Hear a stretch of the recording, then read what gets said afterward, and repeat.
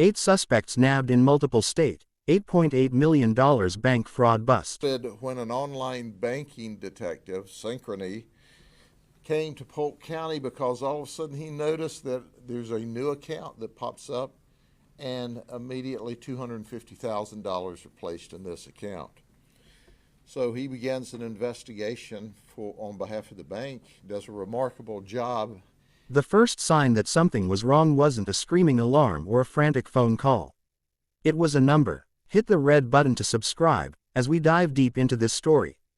A bank employee stared at a screen showing a newly opened account that had just received $250,000.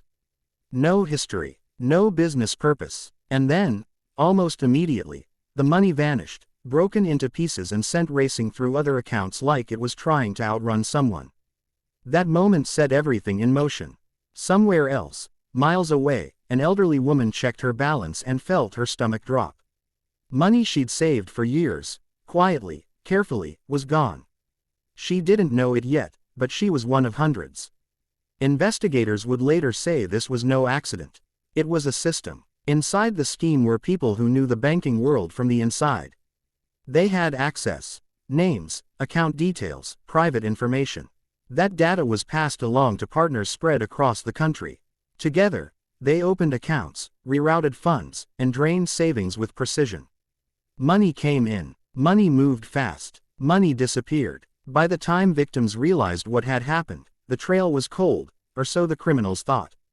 As detectives followed the money, the case grew legs. What started in Florida stretched into Maryland, Missouri, West Virginia, and beyond. Each transfer told part of the story. Each account led to another name. The losses kept adding up. $1 million, $5 million, $8.8 million. This wasn't a handful of bad decisions. It was organized, rehearsed, relentless, and the victims weren't random.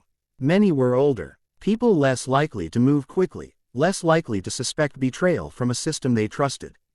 Then came the knock. One by one, the alleged members of the ring were tracked down.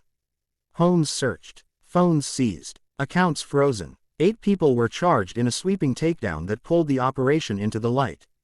They were brought back to Florida in handcuffs, facing charges that included racketeering, identity theft, and organized fraud, words that finally gave shape to the damage left behind. At the press conference, officials talked about numbers and statutes. But the real story was quieter. It was about trust broken from the inside. About savings meant for retirement, for medical care, for peace of mind, gone in seconds. And about how one suspicious transfer, noticed by someone who didn't look away, unraveled a scheme that spanned states and stole millions. Subscribe to this channel for more stories like this. Sometimes justice doesn't begin with a siren. Sometimes it begins with a number that just doesn't make sense.